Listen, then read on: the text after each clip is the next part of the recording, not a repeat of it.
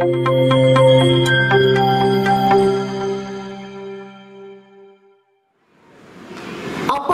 आपल्याला तिसऱ्यांदा निवडून द्यायचं आहेच, पण त्याचबरोबर तुमच्या सारख्या नीच लोकांना आम्हाला घरी सुद्धा बसवायचं आहे, हा सुद्धा उद्देश आमचा या निवडणुकीचा आहे.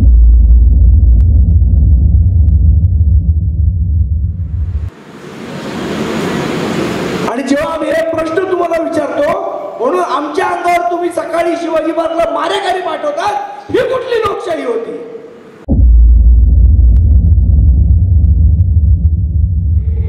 उद्धव साहेब, तुम्ही सत्तेच्या लालसेपोटी, मुख्यमंत्र्याच्या लालसेपोटी शरद पवार साहेबांच्या मांडीवर जाऊन बसलेले दुर्योधन आहात, हेही लक्षात ठेवा या महाभारतातले.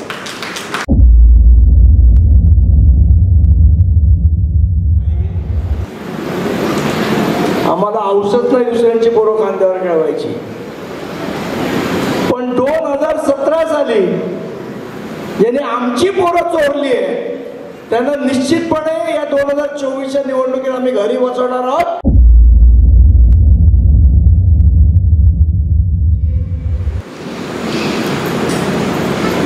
माझे 40 आमदार फुटले, माझे 40 आमदार फुटले, माझे 40 आमदार फुटले. अरे तुम्हाला सांभाळता आलं नाही त्याला आम्ही काय करणार?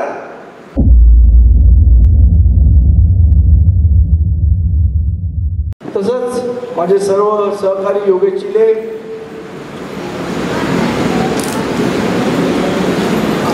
आजच्या या मेळाव्याला उपस्थित असलेले सर्व महाराष्ट्र सैनिक बंधू भगिनींनो, परवा टीव्हीवर बातम्या बघत असताना एक काला जामून दिसला. काला जामून, योगेशजी चिले आपल्याला आठवत असेल काला जामून कोण आहे? तर तो काला जामून असं म्हणाला की सन्माननीय राजसाहेब हे म्हणाले होते की दुसऱ्यांची पोरं मी खांद्यावर खेळवणार नाही, आणि मग जर साहेब असं म्हणाले होते की दुसऱ्यांची पोरं खांद्यावर खेळवणार नाही, तर मग सन्माननीय राजसाहेब शिवाजी पार्कला कशासाठी सभा घेत आहेत असा प्रश्न त्या काला जामूनने केला होता. तर तो काला जामून कोण आहे सगळ्यांना माहिती आहे. माझं त्यांना सांगणं आहे, आम्हाला औषध नाही दुसऱ्यांची पोरं खांद्यावर खेळवायची,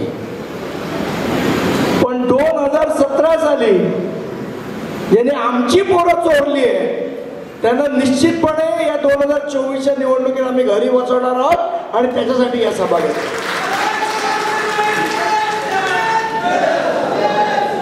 कर्जतला आलं की मला एक 2-3 वर्षापूर्वीची आठवण येते. आपल्याला आठवत असेल, करोना आठवतोय का सगळ्यांना? करोना आठवतोय? आठवतोय का? कसे तुम्ही जायचे एसटीनी, गाड्या चालू असून, ट्रेन चालू असून तुम्हाला बसायला मिळायचं नाही. आठवतोय ना तो काय? का विसरून गेले? अरे आठवतोय की नाही? हा, तर त्यावेळेला भारणे साहेब आम्ही एक विनंती केली होती त्यावेळेच्या राज्य सरकारला, बाबा लोकांचे हाल होत आहेत, लोकांना त्रास होतोय, आज कर्जतवरनं बसने जाणं वगैरे काही सोपं नाहीये, तर तुम्ही परत बसने जाणाऱ्या लोकांना करोना होत नाही, ट्रेनने जाणाऱ्या लोकांना करोना होतं, असं त्यावेळेचे जे मुख्यमंत्री होते त्यांची काहीतरी भावना होती की ट्रेनमध्ये चढलं की कोरोना होतो आणि बसमध्ये चढलं की कोरोना होत नाही. मग आम्ही त्यांना इशारा दिला की बाबा लोकांचे हाल होत आहेत, तुम्ही ट्रेन चालू करा, नंतर आम्ही सवयीने कायदेभंग आंदोलन करू. आणि मी माझे सहकारी संतोष दुरी वगैरे आम्ही ठरवलं की दादर स्टेशनवर आंदोलन करायचं, लोकांना ट्रेनमध्ये बसण्यासाठी विनंती करायची सरकारला. पण ते काय जमलं नाही. आदल्या दिवशी पोलीस आले, म्हणाला तुम्हाला अटक करायला सांगितलं, वर्ण आदेश आहे. आम्ही पण शिवरायांचे मावळे आहोत, आम्ही पण गनिमी कावा केला, आम्ही काय त्यांच्या हाताने सापडलो नाही, तिकडनं उचललो आणि थेट कर्जतला आलो. कर्जतला आलो, जितू पाटीलला भेटलो, आम्ही म्हटलं आंदोलन तर आम्ही करणार, आम्ही राजसाहेबांचे मावळे आहोत, राजसाहेबांचे महाराष्ट्र सैनिकावर आंदोलन करणार. आणि मग त्यावेळेला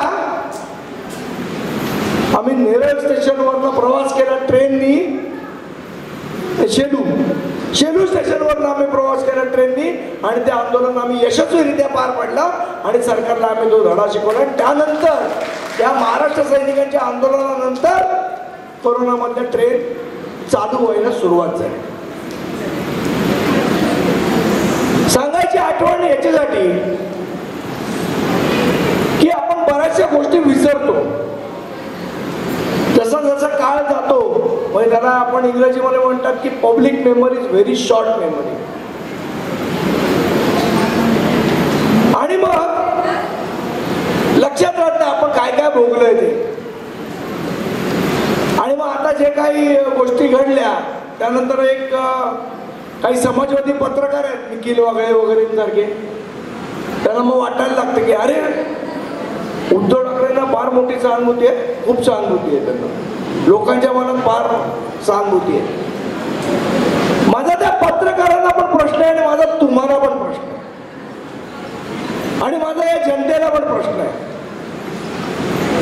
की एखाद्याला आपल्याला सहानुभूती द्यायची असेल तर ती कुठल्या मुद्द्यावर आपण द्यावी. तुम्ही कोरोना काळामध्ये या असंख्य लोकांचे त्यांना ट्रेननी प्रवास न करू देता हाल केले म्हणून सहानुभूती द्यायची का?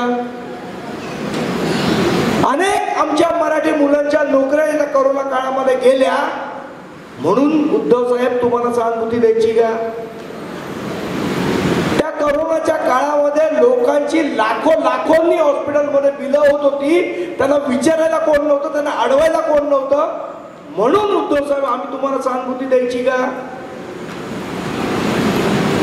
त्या कोरोनाच्या काळामध्ये लोकांना ॲम्ब्युलन्स सुद्धा मिळत नव्हती म्हणून आम्ही तुम्हाला सहानुभूती द्यायची का? एक रेमडेसिवीर इंजेक्शनची किंमत त्याची 2000 रुपये किंमत होती, ते 40,000 रुपयाला लोकांना विकलं गेलं म्हणून उद्धव साहेब आम्ही तुम्हाला सहानुभूती द्यायची का? आमच्या मुलांच्या शाळा पूर्ण त्या 2 वर्षामध्ये त्यांची वाट लागली. आज त्या काळचा कोण 10वीचा असेल, कोण ग्रॅज्युएट असेल, इंजिनियर असेल, लोक नोकऱ्या देत नाही. अरे हा कोरोनाच्या काळातला इंजिनियर आहे, हा काय शिकला नाही, त्याला काय नोकरी नको, हे त्यांचे हाल झाले म्हणून उद्धव साहेब आम्ही तुम्हाला सहानुभूती द्यायची का? नाही, सांगा आम्हाला एकदा आम्ही कुठल्या मुद्द्यावर तुम्हाला सहानुभूती द्यायची आणि कशासाठी द्यायची? कुठलं असं काम 2.5 वर्षात तुम्ही केलं की त्याच्यासाठी जनतेने तुम्हाला भरभरून आशीर्वाद द्यायचे का? तुमच्या रडगाड्यासाठी सहानुभूती द्यायची? माझे 40 आमदार फुटले, माझे 40 आमदार फुटले, माझे 40 आमदार फुटले. अरे तुम्हाला सांभाळता आलं नाही त्याला आम्ही काय करणार? त्या जनतेचा काय दोष? तुम्ही बसला होता वर्षावर लोकांमध्ये जाऊन त्यांना भेटण्याऐवजी तुम्ही फेसबुकवरनं बोलायचे लोकांची आणि म्हणायचे तुम्हाला कळतंय का, मला ऐकू येत नाही तुम्ही काय बोलताय. फेसबुकवर कोणाला ऐकू येतं का?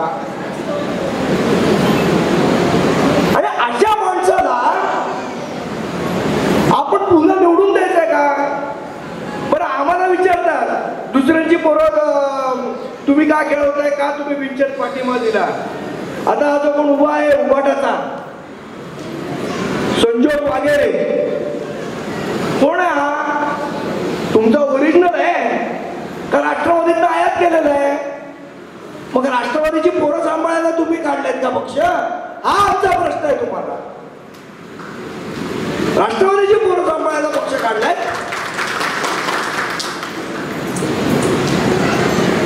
एक श्रीकृष्ण भगवान होते, भगवान श्रीकृष्ण, ज्यांनी महाभारतामध्ये कुठलीही अपेक्षा न करता पांडवांना पांडिमा दिला आणि अख्खं महाभारताचं युद्ध पांडवांना जिंकायला लावलं आणि त्या श्रीकृष्णाने आमच्या सन्मान्य राज्यात टाकले. कुठलीही अपेक्षा न बाळगता पाठिंबा दिलेला आहे.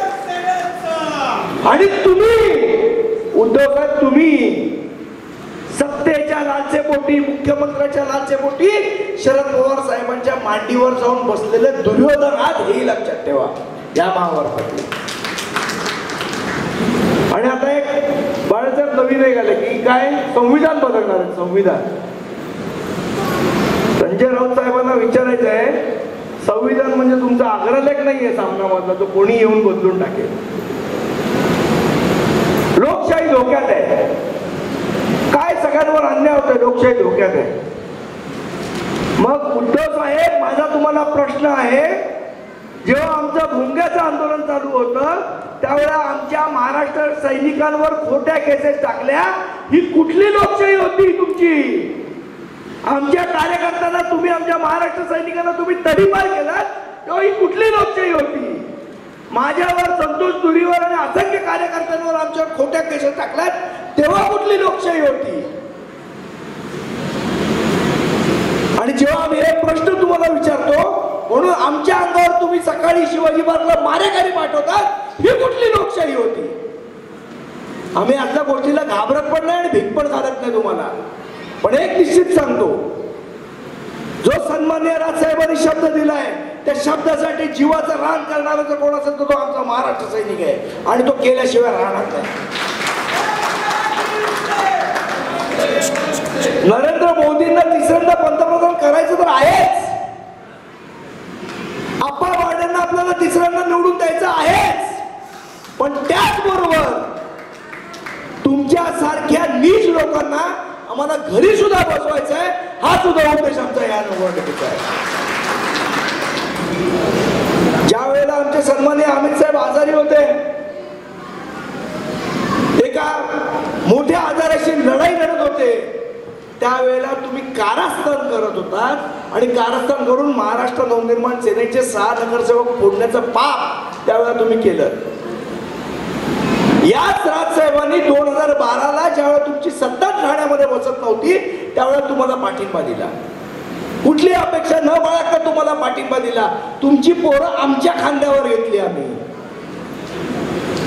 तेव्हा उद्धव साहेब, ज्या पद्धतीने तुम्ही वागलायत ना आमच्याशी, आमच्या महाराष्ट्र सैनिकांची, स्वतःच्या भावाशी, तुम्ही राजकारणी म्हणून तर नीच आहातच, पण भाऊ म्हणून सुद्धा नीच आहात, हे लक्षात ठेवा. आणि हे सांगायला मी घाबरणार नाही, कचरणार नाही. माझं काय वाटतं ते करायचं ते करा, आम्ही घाबरत नाही, महाराष्ट्र सैनिक आहोत आम्ही.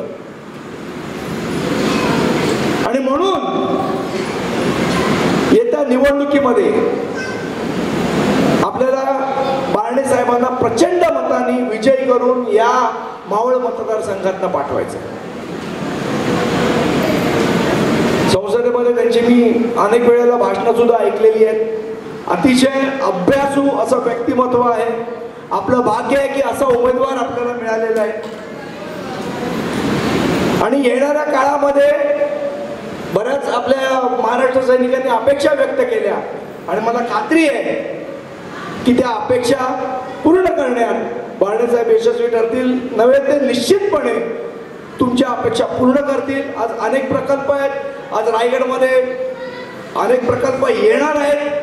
तिथे स्थानिकांना त्याचा लाभ मिळाला पाहिजे, त्यातनं रोजगार मिळाला पाहिजे, एक माफक अपेक्षा आपल्याकडे व्यक्त करतो. आणि मला इथे बोलवण्याबद्दल आमचे जिल्हाध्यक्ष जितू पाटील यांचे आभार मानतो आणि आपली रजा घेतो. धन्यवाद. जय हिंद.